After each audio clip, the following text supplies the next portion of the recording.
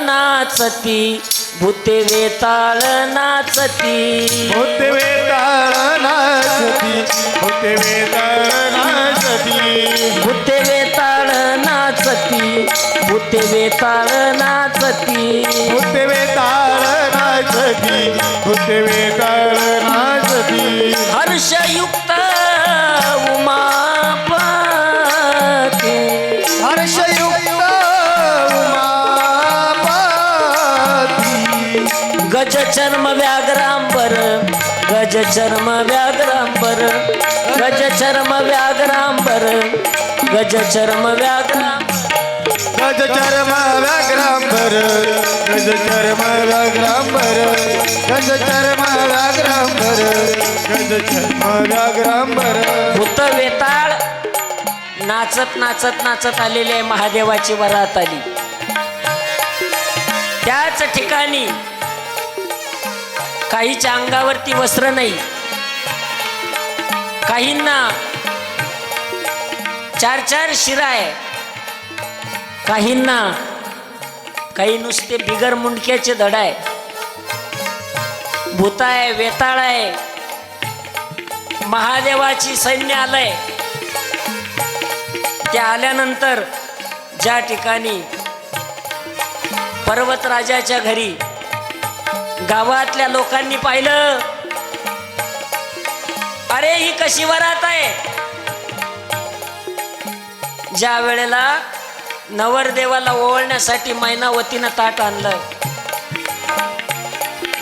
मैनावतीनं त्या ठिकाणी ओवाळायला सुरुवात केली वरराजाला. त्याच ठिकाणी महादेवाच्या गळ्यातल्या सर्पानं फणा काढला, मैनावतीच्या हातातलं ताट खाली पडलं. ताट खाली पडलं, याच्या पाठीमागं 2 भाव आहे.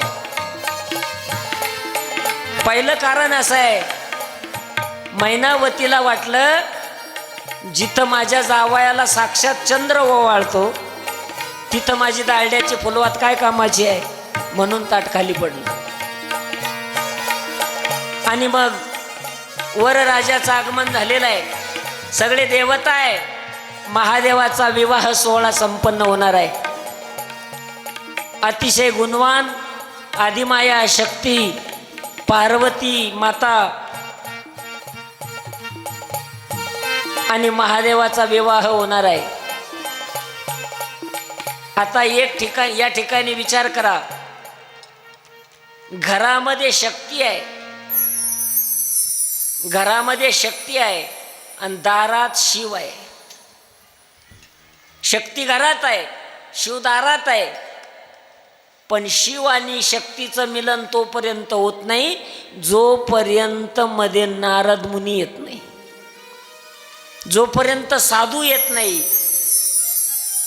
तसं जीवा शिवाचं मिलन तोपर्यंत होत नाही जोपर्यंत मध्ये संत येत नाही.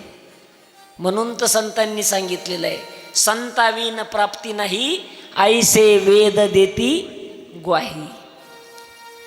शक्ती घरात आहे, शिवदारात आहे, परंतु तोपर्यंत विवाह संपन्न होत नाही जोपर्यंत मध्ये साधू येत नाही.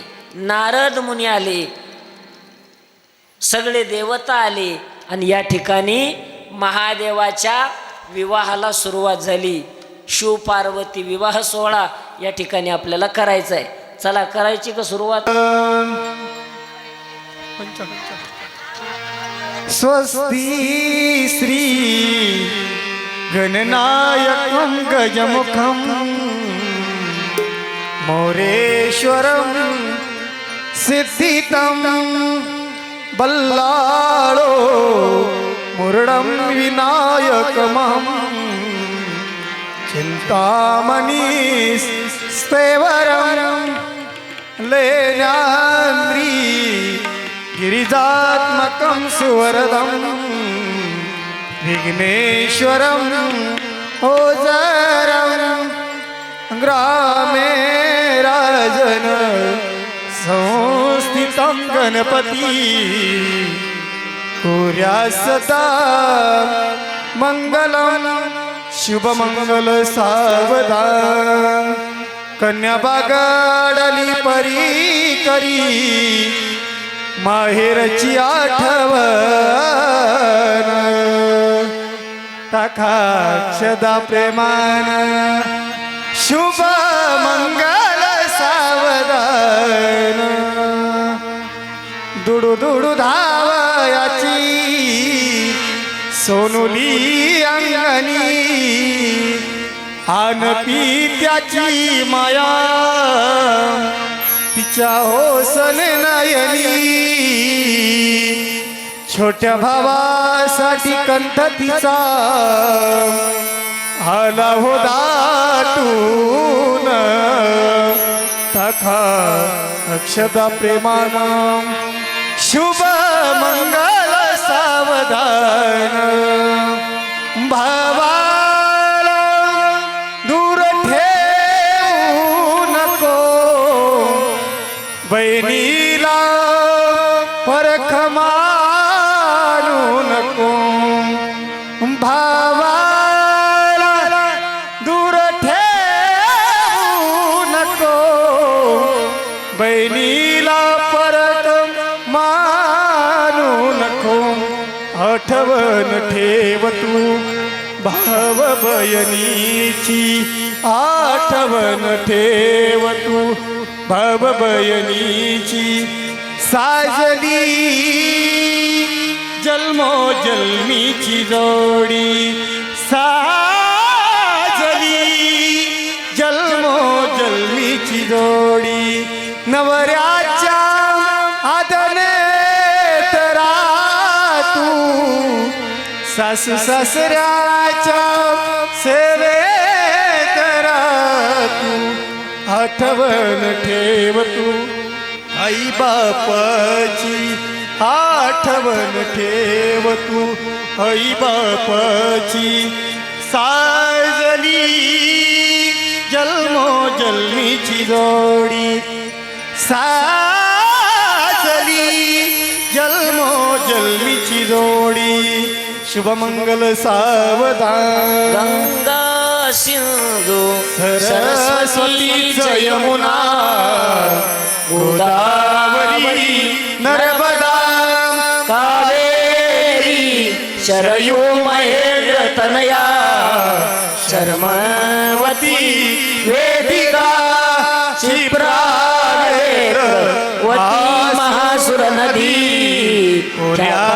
जया गंडकी पूर्णा पूर्ण जलये समुद्र सरिता पुर्या सदा मंगलम वधूवर्य सोमवतु शुभलग्न सावधान तदेव लग्नं सुदिनं तदेव ताराबलं चन्द्रबलं तदेव विद्याबलं दैवबलं तदेव लक्ष्मीपते ते युगसा स्मरावे शुभलग मंगल सावधान वराडी सावचित्त सावधान वाजंत्री सावचित्त सावधान शुभमंगल सावधान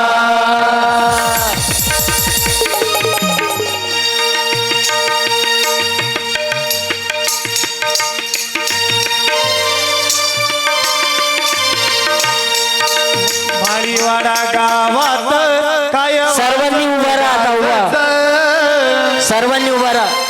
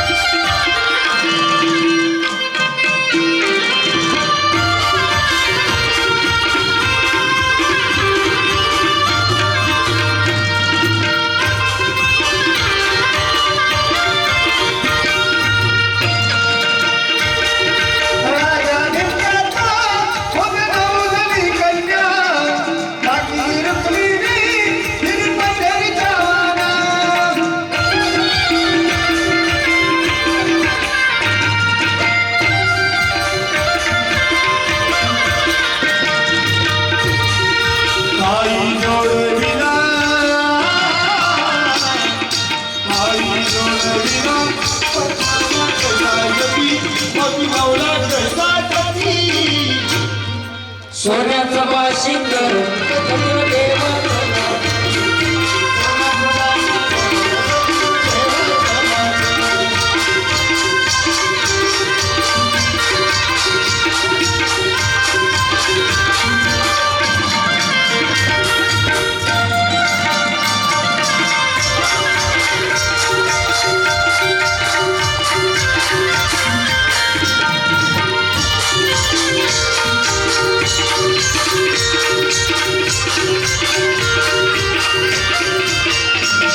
असं माझं मोठा जतीन जाती हरभंगी पार्वती असं माझं मोठा जतीन जाती हरभंगी पार्वती येरमाळ्याची सती येरू डोंगरावर नाचती.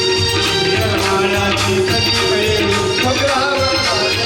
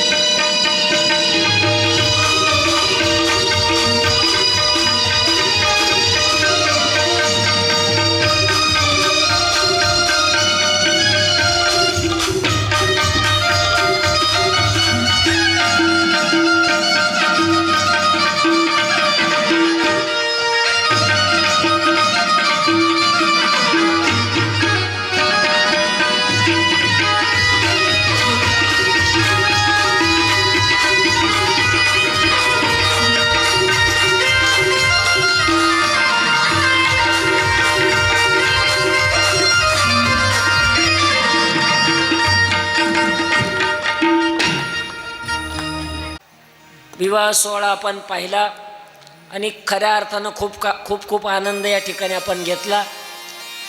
सर्व माता भगिनींना मनपूर्वक धन्यवाद आहे. आज आपल्याला काही आयर बियर करायचं नाही भगवान शंकराच्या लग्नाला, पण ज्या वेळेला प्रभू रामचंद्रजीचा विवाह होईल ना, त्या वेळेला मात्र आपल्याला त्यांचा संसार थाटामाटात करायचा. आणि त्या वेळेला आपण या ठिकाणी ते ताईंनी सांगितलं की आपल्याला हे काल्पनिक करायचं होतं, महादेव पार्वतीचा विवाह सोहळा. पण ज्या वेळेला स्वयंवर आपण करू ना, त्यावेळेला आदल्या दिवशी सूचना दिल्या जाईल. मस्त 2 मुली, त्यांना चांगल्या प्रकारचा मेकअप करून, पोशाख करून त्या पद्धतीचा, आणि आपण तो आनंद घेणार आहोत. आपण पुढं शबरीसुद्धा करणार आहे एखादी म्हातारी याच्यातली. करा, वर बोट करा, मग टाळी वाजवा त्यांच्यासाठी एकदा. त्यांच्या भाग्या वाट्याला ती सेवा येणार आहे शबरी मातेची, ती सुद्धा करणार आहे आपण. आणि स्वयंवर सुद्धा आपल्याला 2 दिवसात करावं लागेल. आज भगवान महादेवाचा विवाह पाहिला. शिव आणि शक्ती यांचं मिलन झालं, पण मध्ये संत असल्याशिवाय नाही.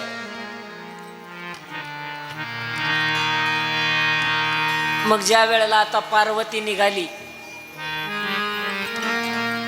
सासरला, त्यावेळेला दगड आहे, दगड बाप, पर्वत. पण पर्वतासारखं पर्वत असताना सुद्धा डोळ्यातून घळघळा अश्रू व्हायला लागले की माझी पार्वती उद्या आता सासरी जाणार आहे. कारण ज्या बापानं तळहाताच्या फोडाप्रमाणे मुलीला सांभाळलेलं असतं. तुम्ही एक सूत्र लक्षात घ्या, मुलाचं जास्त प्रेम आईवर असतं, मुलाचं जास्त प्रेम आईवर असतं, आणि मुलीचं जास्त प्रेम हे बापावर असतं. तुम्ही म्हणले महाराज हे खरं नाही, पुरावे देईल तुम्हाला. मुलाचं जास्त प्रेम आईवर, काही लागलं तर ते आईच्या मार्फत वशिला लावित. पण मुलीचं सगळ्यात जास्त प्रेम हे बापावर असतं. एखाद्या दिवशी बाप जेवला नाही ना, बाप जेवला नाही ना,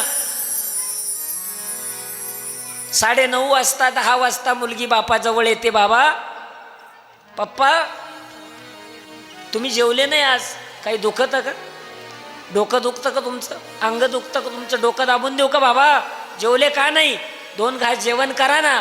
बळ बळ बळ जीव घालते बापाला ती मुलगी असते.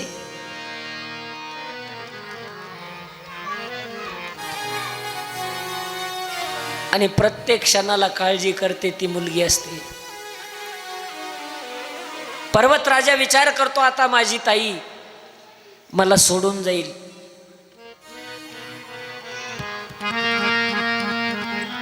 माझी ताई आता सोडून जाईल मला, माझं कसं होणार. आणि मुलगी विचार करत असते, मी आता जाणार, माझ्या बाबाचं कसं होणार. मुलीचं चांगलं व्हावं याच्यासाठी प्रयत्न करणारा बाप आहे.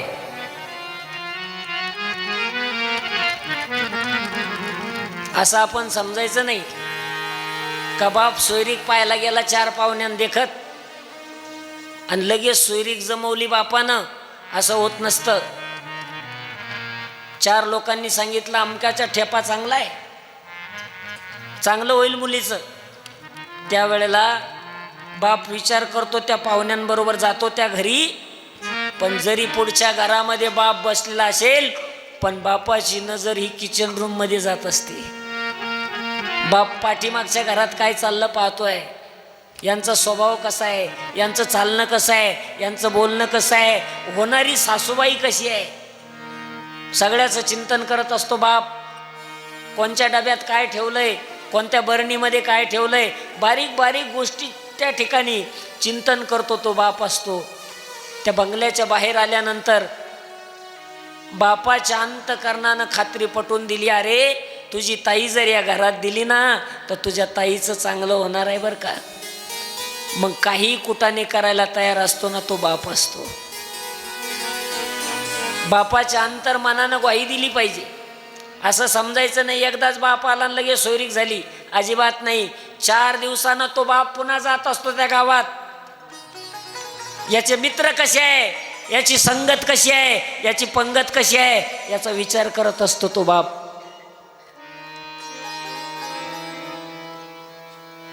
मग अंतर्मनानं खात्री पटवून दिली, तुमची ताई जर या घरात दिली तर चांगलं होणार आहे. मग काही कष्ट करायला तयार असतो, त्याचं नाव बाप आहे बरं का.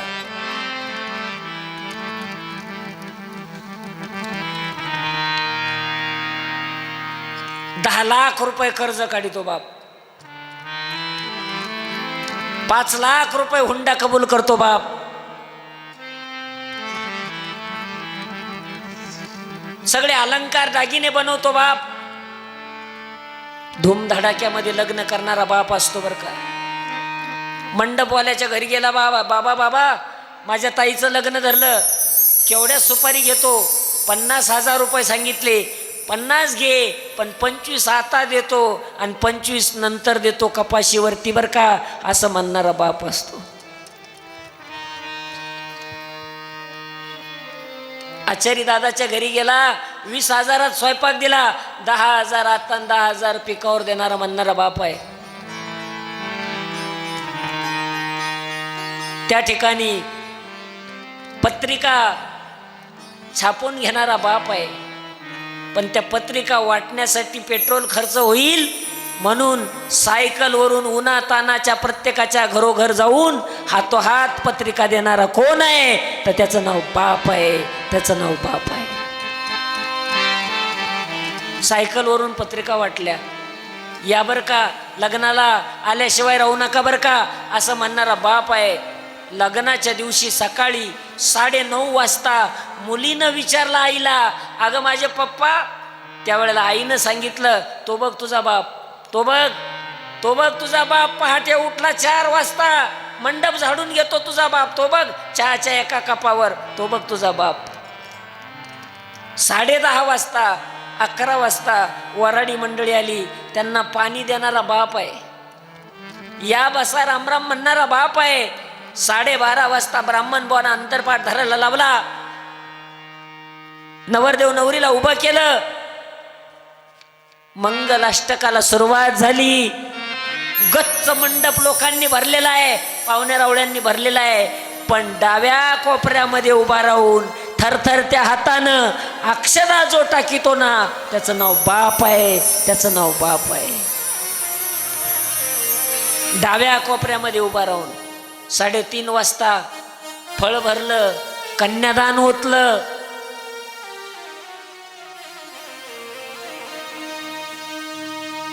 4:30 वाजता एक गाणं वाजलं, माहेरच्या साडीमधलं गाणं वाजलं आणि महाराज त्या गाण्यानं सगळं विरजण टाकलं आनंदामध्ये. मुलीनं ढाय मोकळून रडायला सुरुवात केली. जशी गेली तशी आजीच्या गळ्यात पडली. आजी आजी आजी, हे आजी जाते मी, आजी तुला माहितीये ना मी चालले आजी, पण तुला माहितीये माझ्या पप्पाचे आणि माझ्या मम्मीचे कायम भांडणं होतात.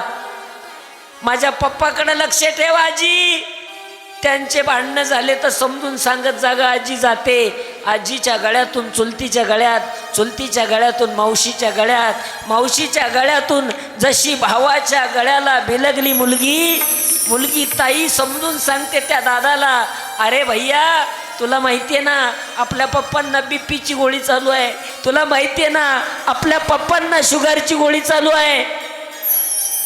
वेड्यासारखं करत जाऊ नको राजा, काम ऐकत जा त्यांचं.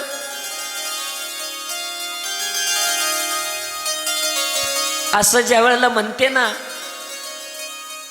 भावाच्या गळ्यातून ज्या वेळेला आईच्या गळ्यामध्ये पडली, कडकडून मिठी मारली आईला, आई जाते मी. तेवढ्यामध्ये आई म्हणते ताई तुझं कसं होणार, ताई तुझं कसं होणार. हे दृश्य पाहिलं बापानं दृश्य. बापानं अश्रू आवरले. धावतच आला बाप,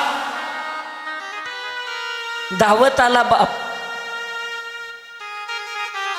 आणि धावत आलेल्या बापानं सांगितलं, अगं वेडी आहे,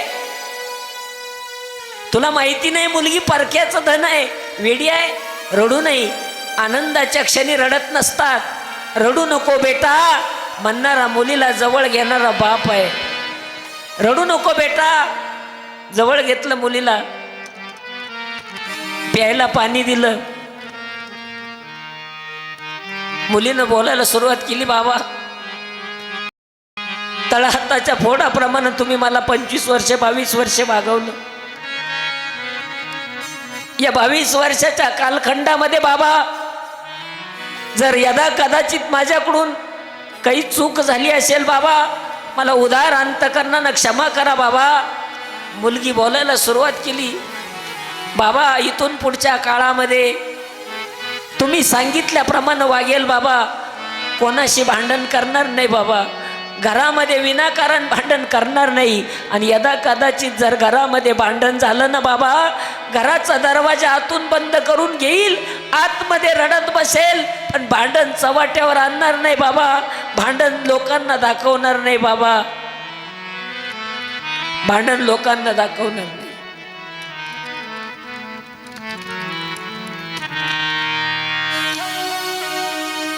पण एक काम करा बाबा, तुमचं ऐकेल बाबा मी सगळं. तुमची मान खाली होईल असं कधी वागणार नाही बाबा. पण एक काम करा बाबा, एक काम करा, गुरुवारी घ्यायला तुम्ही चालले पाहिजे बाबा. येतो बेटा, येतो बाई म्हणणारा बाप आहे. मुलीला पाणी प्यायला दिलं, गाडीमध्ये बसवलं, बसली गाडीमध्ये मुलगी.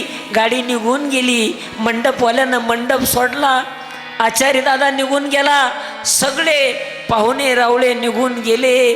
आणि संध्याकाळी 7:30 वाजता पोत्याच्या सांदीला तोंड खुपसून रडणारा कोण आहे? त्याचं नाव बाप आहे बर का, त्याचं नाव बाप आहे.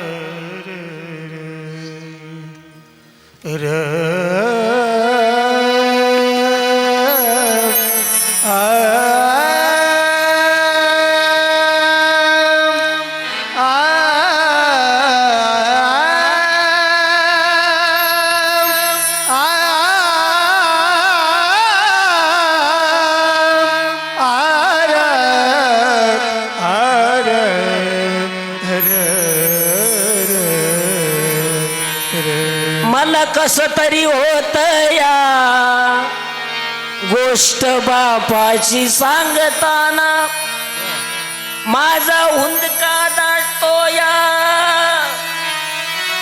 गोष्ट बापाची सांगताना.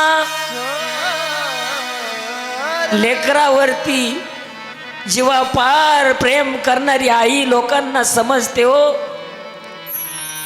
पण सगळे अश्रू लपून स्वतः ठिगळाची बनेन घालून रात्रंदिवस आपल्या परिवारासाठी, आपल्या लेकरा बाळांसाठी धावणारा बाप मात्र लोकांना दिसत नाही. आज पहाड आहे, पहाड. पर्वतराजा रडायला लागला, माझी ताई माझी पार्वती जाणार. पण त्या रडण्याच्या पाठीमागं सुद्धा आनंद लपलेला आहे. कोणता बाप असा आहे की त्याला वाटत माझ्या ताईनं माहेरामध्ये राहावं? मुलीचं राहणं शोभा देतात सासर घरी. मग बापाची एकच इच्छा आहे, हिचा संसार सुखाचा व्हावा. पर्वतराजा आणि त्या ठिकाणी आशीर्वाद देतो. मैनावती मुलीला शिकवते, आम्हाला कथा काय ऐकायची, का आम्हाला रामायण ऐकायचं? महाराज आज आपण जर पाहिलं तर एक तर मोबाईलमुळं लोकांचं वाटोळं झालं, मोबाईलनं लोकांचं वाटोळं केलं. आणि मी या कथेच्या व्यासपीठावरून तुम्हाला सांगेल, नुकतंच जर 1-2 वर्षापूर्वी लग्न झालं असेल मुलीचं, 6 महिन्यापूर्वी लग्न झालं, 4 महिन्यापूर्वी लग्न झालं, फार झालं तर 8 दिवसातून एकदा फोन पाहिजे. सकाळ संध्याकाळ मुलीला फोन करून तिच्या संसारामध्ये आईनं नाक खुपसू नये. तिचा जर संसार चांगला होऊन द्यायचा असेल तर आईनं तिच्या संसारात नाक खुपसता कामा नये. नाही तर सकाळी फोन, दुपारा फोन, उठला का बेटा, काय भाजी केली, काय केलं, आणि अशी काय बोलली तुझी सासू, अशी काय म्हणली तुझी नणंद. त्यांच्या घराचं वाटोळं करू नका. मुलीला फोन करू नये महाराज. आशीर्वाद द्यावा भरभरून. झाला अडके सुखाने, जा पुल्या घरी तू, जा पुल्या घरी तू, दाटून कंठे तो, ओठात येई गाणे, झाला अडके सुख. आशीर्वाद द्यावा, जा सुखानं संसार कर. हे शिकवलं मैनावतीनं पार्वतीला. बाई चांगला संसार करा, सुखाचा संसार कर. आता कधी भेट होईल आणि कधी नाही होईल सांगता येत नाही. हे मैनावतीनं शिकवलं. नाही तर काही आई, तुम्ही ती एक मालिका पाहत होते का? तिच्यामध्ये गोपी होती, गोपी पाहत होत्या का? कोणती मालिका होती बरं? हां, कोणी पाहिली बरं? गोपी राशी होती, राशी राशी होती. सगळ्यांनी पाहिलेली ना? बघा, त्या मालिकेचं नाव होतं साथिया साथ निभाना. त्याच्यामध्ये एक राशी होती आणि त्या राशीची एक मम्मी होती बा, जिनं त्या राशीच्या संसाराचं वाटोळं केलं. आता या मालिका काहीतरी दाखवतात ना आपल्याला. इथं तसं नाही. इथं मैनावती माता आपल्या मुलीला हिताचा सल्ला देते महाराज. पार्वती माता, भगवान महादेव यांचा संसार सुरू झाला आणि मग काही दिवसानंतर 2 पुत्र झाले. एक पुत्र आहे कार्तिकेय, एक पुत्र आहे श्री गणेश. तिन्ही गणाचा अधिपती म्हणजे गणपती. एक कार्तिकेय. कार्तिकेयाच्या हातानं तारकासुराचा वध झाला.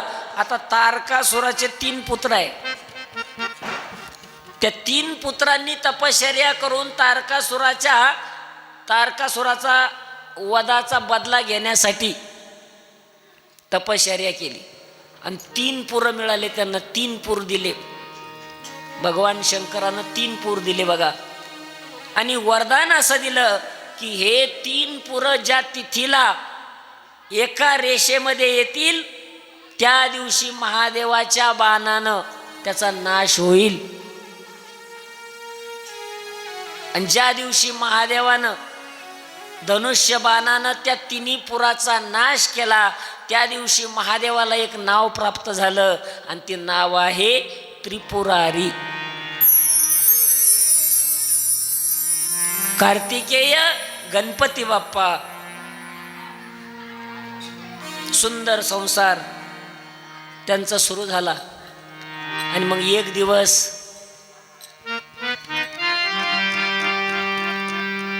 दिवस पार्वती माता आणि भगवान शंकर महादेवजी प्रसन्न आहे दोघं. आणि दोघं प्रसन्न आहे.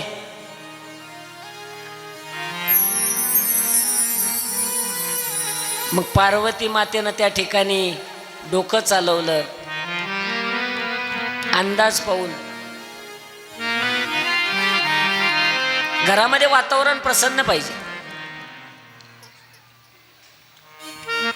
नवऱ्याच्या मनातला भाव पत्नीला कळावा आणि पत्नीच्या मनातला भाव नवऱ्याला कळावा. ते खरे नवरा बायको आहे. विनाकारण भांडण करू नये. आणि भांडण झालं बी, यांनी भांडू नये विनाकारण आणि यांनी सुद्धा भांडू नये विनाकारण. पण जर झालंच भांडण एखाद्या ठिकाणी विनाकारण काही क्षुल्लक कारणावरून जर भांडण झालं, आमच्या तिकडे एका क्षुल्लक कारणावरून भांडण झालं, क्षुल्लक कारणावरून जर भांडण जर झालं ते 2-2, 3-3 दिवस जर मिटत नाही,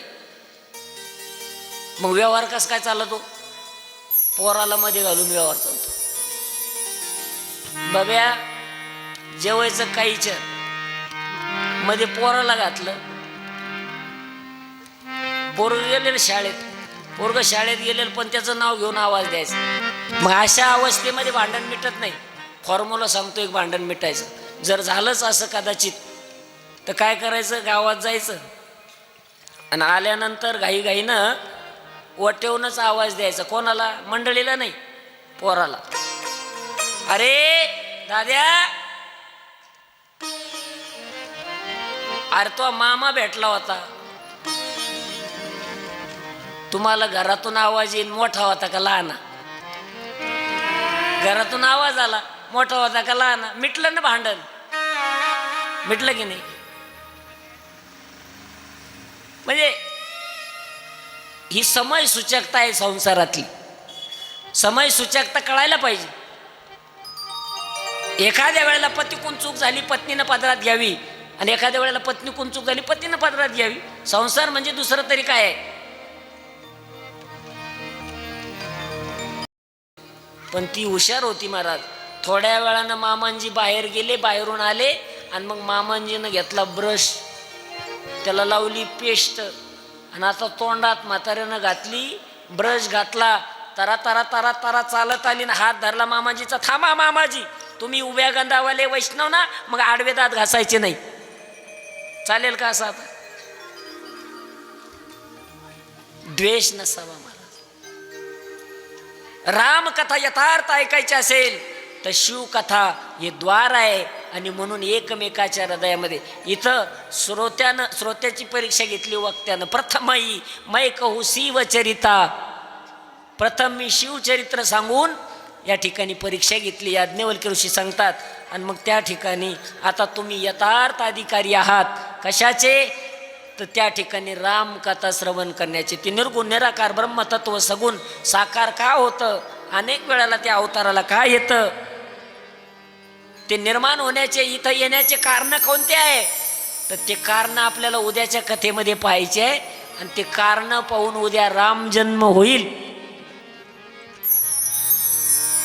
भगवान परमात्म्याच्या अवताराचे अनंत अवतार घेशी भक्ता कारणे, कनवाळू कृपाळू दिना लागे उद्धरणे. अनंत अवतार भगवान परमात्मा घेतो, परंतु त्या अवताराचे काही विशिष्ट कारण आपल्याला उद्या पाहायचे. कामचा या चॅनलचे मालक आमचे ऋषीदादा, त्यांनी चांगल्या प्रकारची अतिशय उत्कृष्ट आणि महाराष्ट्रभर जेवढे काही वारकरी संप्रदायातील मोठमोठे कीर्तनं होतात, ते सगळे कीर्तनं आमच्या ऋषीदादाच्या चॅनलला पाहायला भेटतात. दास संताचा चॅनल सबस्क्राईब करावं. त्याच्यावरती आपल्याला ही कथा पुन्हा 6 महिन्यानं ऐका, 1 वर्षानं ऐका.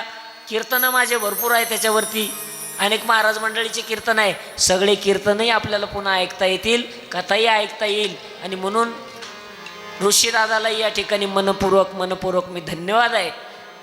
सर्व महाराज मंडळीला या ठिकाणी धन्यवाद देतो आणि माझ्या वाणीला या ठिकाणी विश्रांती देतो. आता लगेचच आपण या ठिकाणी सर्वांनी जागेवर उभं राहायचं आहे.